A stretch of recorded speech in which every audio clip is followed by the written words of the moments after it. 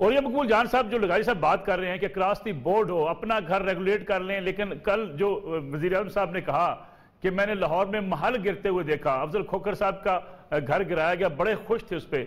इस्लामाबाद में कई घर गिराए गए, कई इमारतें गिराई गई, लेकिन वजीर आज़म साहब का अपना जो नक्शा मंजूर न था, उसको रेगुलेट करवाने के लिए जुर्माना कर दिया गया, उसको रेगुलेट कर दिया गया।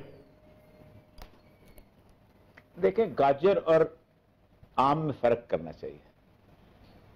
लाहौर के डिफेंस के अंदर रोज नक्शे बनते हैं, रेगुलेट होते हैं।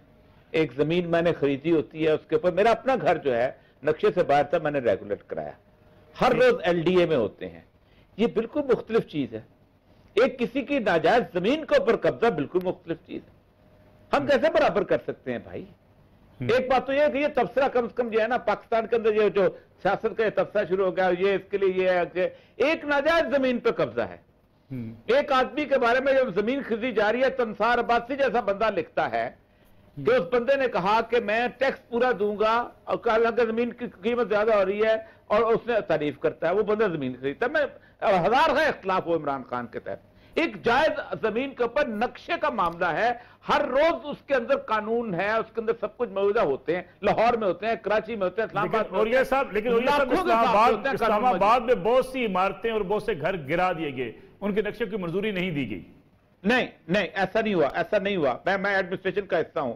बनी गाला का वो इलाका है कि जो इस्लामाबाद टेरिटरी के अंदर नहीं आता था, आउटसाइड है, उसका टेरिटरी में शामिल किया गया, उसके रूल्स बने ही नहीं।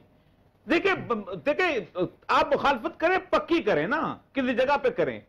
मेरे जैसा बंदा तो कम कम ये समझने को तैयार नहीं होता ना कि जिसने जो रोज आप ये डिफेंस के अंदर 4 दिन के बाद एक चीज शामिल होती है, वो पहले उसका रूल लागू नहीं था, बाद में रूल लागू होते हैं। लाहौर में एक आज से 10 साल पहले लाहौर का हदूद दरबार छोटा था, अब लाहौर जो है वो एक्सटेंड हो गया, अब वो बाकी चीजें भी एलडीए में आ गई, बाकी चीजें तो आपके कानून बिल्कुल मुख्तलिफ चीजें हैं भाई। कम से कम पब्लिक को हम धोखा। लेकिन अफजल खोखर साहब का मौका सुने, उन्होंने जो कौमी असेंबली में भी कहा, उसको वो सियासी मुखालफत करार दे रहे। अफजल खोखर साहब चैलेंज कर रहे हैं और फिर ये भी कह रहे हैं कि अदालतों से उनके हक में मुकदमात के फैसले मौजूद थे। मैं एडमिनिस्ट्रेशन का हिस्सा रहा हूं। खोखर साहब अगर इसने होते तो अदालत के अंदर उनका स्टे ऑर्डर खारिज ना होता। वो उस जमीन को कौन नहीं जानता? आप एक पटवारी को कहें आके कुरान पे हाथ रख के सच बोले, वो ना भी कुरान पे, पटवारी से कहें इमरान खान को निकाल दें, आपको नहीं पता? मैं जॉर्डन में क्या हो रहा है आज, एलडीए के कागजात खोल लें। मेरे अपनी जानने वाले जो कोयटा से वहां आके आए हैं, उन्होंने घर खरीदे हैं, बेचारे लुटे पुटे आए थे, कब्जा छुड़ाने के लिए 25-25 लाख रुपया दिया है। सारे खोखर बरादरान तहरीक इंसाफ वाला है या खोखर बरादरान जो पीटीआई का या उसका है अपना नून लीग का, दोनों खोखर बरादरान ऐसे ही हैं। किसको नहीं पता लाहौर शहर का? बच्चा जानता है कब्जा कहां से हुआ है। ये तो कुछ ढकी छुपी बात ही नहीं है। और जमीन कहां से आई, किस जगह से आई, सारे दोनों भाई, पीटीआई वाला भी, ये है क्रॉस द बोर्ड बात, ये बात करें खुल के, ये बात है, नजर आती है आपको। आप कैमरा लेके निकल जाएं और लोगों से कहें कि तुम्हें कोई कुछ नहीं कहेगा, तुम्हें कोई बंदूक नहीं मारेगा, लोग आपको खोल के बात करेंगे। लेकिन ये सब क्या आपको नजर नहीं आता कि जो पीटीआई से वाबस्ता लोग हैं उनके हवाले से एहतसाब और है, जो अपोजिशन के लोग हैं उनके हवाले से एहतसाब का निजाम कुछ और है। मुकदमात की बात करें, कब्जा ग्रुप की अगर आप बात करें, बहुत से, अभी इस्लामाबाद में भी एक मुकदमा हुआ कायम एक रहनुमा के खिलाफ, लेकिन वहां कुछ नहीं होता। आजम स्वाति साहब वाला केस आपके सामने है। होना चाहिए, लेकिन क्या आप 30 साल को और 1.5 साल को बराबर कर देंगे? क्या दुनिया में कहीं बराबर होता है? कहीं होता है? किसी जगह भी बराबर करो, हम कहते करो, लेकिन ये कैसे हो सकता है कि 30 साल से एक मुस्तकिल और काप सोच सकता है? इंसाफ होना चाहिए। पाकिस्तान में इंसाफ नहीं हो सकता, कभी नहीं हो सकता। उसकी एक बुनियादी वजह यह है कि पाकिस्तान में इंसाफ उस वक्त तक नहीं हो सकता जब तक यूरोप के ममालिक नहीं चाहेंगे। पाकिस्तान का लूटा हुआ पैसा जो है वो हेवन बनता है। क्या है जिनेवा के पास? फैक्ट्रियां लगी हुई हैं। क्या है उसके पास? उसका कोई एग्रीकल्चर प्रोड्यूस है? दुनिया के हर चोर का पैसा जिनेवा के बैंकों में है और दुनिया का सबसे बड़ा पर कैपिटा इनकम है। आप जाकर उस जिनेवा से कहो कि मार्कोस का पैसा वापस भेजो, पिनोशे का पैसा वापस भेजो, अबाचा का पैसा वापस भेजो, जरदारी का पैसा वापस भेजो, जनाशी का पैसा वापस भेजो, नहीं भेजेगा। माल्टा में जाकर लोगों ने शरीयतें दी हुई हैं। पाकिस्तान के अंदर करप्शन, इमरान खान का दाता भी उठ के आ जाए, फरिश्ते उठ के आ जाए, जब तक मगरब नहीं हमारा पैसा जो है वापस भेजता। हमारे यहां पनाह देने वाला यूरोप खड़ा है, इंग्लैंड खड़ा है, उनके बैंक खड़े हैं। कभी किसी ने पूछा पैसा कहां से लेके आए हो? एक चीज के ऊपर मनी लॉन्ड्रिंग की बात होती है।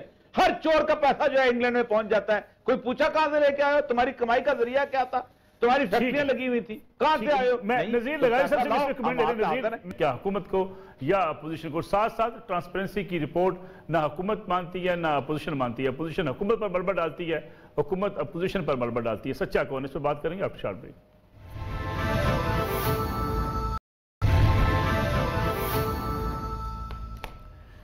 पूरा में एक बार फिर खुशामदीद हो रही है। मकबूल जहान साहब, खतरा किसको है, अपोजिशन को या हुकूमत को?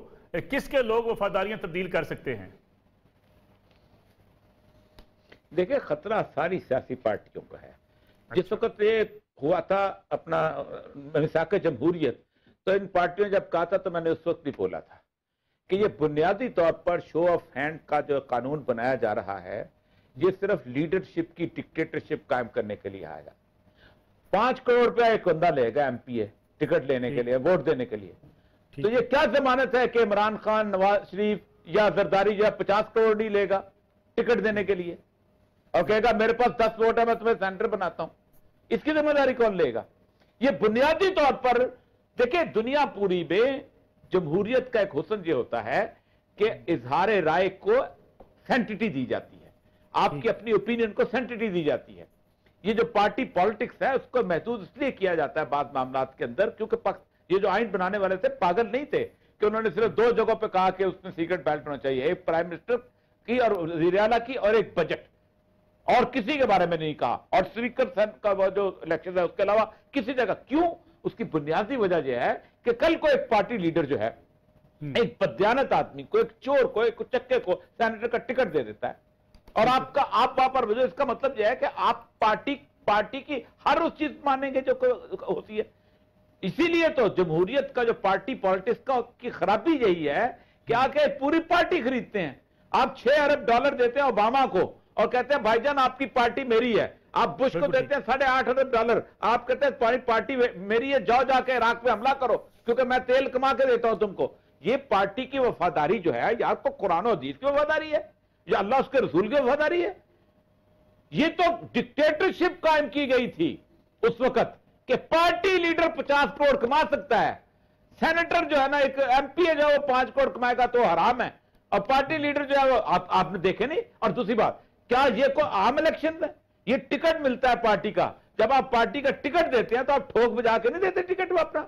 जब आप पार्टी का टिकट ठोक बजा के देते हैं तो मुझे पता है कैसे टिकट मिलता है, किस किस जगह से मिलता है, कौन कौन देता है। आप एक सेनेटर जिसने पीपल पार्टी का, नून लीग का और इवन पीटीआई का टिकट लिया है, उन सारों की आप औकात देख लें, उनकी पर्सनैलिटीज देख लें, उनका इल्म देख लें, उनका सरमाया देख लें, उनकी चोरियां देख लें, आपको पता चल जाएगा यहां किसने लिया है। पार्टी लीडर ने पैसे लिए हैं। पूरा में एक बार फिर खुश आमदेद हमारे साथ मौजूद है और ये मकबूल जान साहब और नज़ीर लगारी साहब। बात हो रही है जस्टिस रिटायर अजमत सईद साहब की तैनाती की, और ये सब अजमत सईद साहब के हवाले से बहुत से एतराज़ात सामने आए। पनामा केस कैसा थे, फिर उन पर माजी में भी एतराज़ किए जाते रहे कि वो नैब के साथ भी वाबस्ता रहे, लेकिन इसके बावजूद अगर उनको तैनात किया जाता है तो क्या वो काम कर पाएंगे इतने जो है एतराज़ात के बावजूद? देखिए, अजमत सईद ने कोई फैसला नहीं करना, ना वो अदालत है। अजमत सईद एक इन्वेस्टिगेटिव सतह पे जा रहे हैं जिसे तफ्तीश कहते हैं, क्योंकि तफ्तीश की कमेटी है, और तफ्तीश जो है ये हुकूमत का हक होता है जिसको लगाए। अगर इस तरह एतराज करने जाएंगे तो पाकिस्तान में तो सारे एसएचओ बदल देंगे, चोरों के कहने के ऊपर, डाकुओं के कहने के ऊपर। ठीक है, कोई एक एसएचओ भी तहकीक नहीं कर सकेगा। आपके पास सबूत है, आप अदालत में जाएं, आप मुकाबले में लेके आए ना। अजमत सईद रिक्वायर्ड रिपोर्ट लेके आएगा तो उसके ऊपर कोई फैसला होना है ना, उसकी बुनियाद के ऊपर कोई किसी किस्म की राय बिल्टअप होनी है। आप एक हुकूमत की, देखिए पाकिस्तान का जो सिस्टम है एडवर्सोरियल सिस्टम है, इसमें 2 मुख्तलिफ मुतहारिब ताकतें जो हैं अपना अपना पॉइंट ऑफ व्यू लेके आती हैं अदालत के सामने। अगर आप ही अदालत लगा लें, इनको पाकिस्तान का जुल्म क्या है, हम जेआईटी को कहते हैं कि ये जनाब इंसाफ है, और ना जेआईटी तफ्तीश है। हम कहते हैं जेआईटी में आ गया वो बंदा कातिल है, ठीक, वो बंदा मुजरिम है। हम कहते हैं फलां ने तफ्तीशी कर दी, तफ्तीश, उनने सिर्फ मुल्ज़म की बारे में तहकीक करनी है, फैसला जब अदालत के वक्त आएगा, आपके पास भी सबूत होंगे, उसके बाद आप उसको उठा के पड़े माने। आपकी तरफ हमारे वापस आता हूं एक रवैया जी जी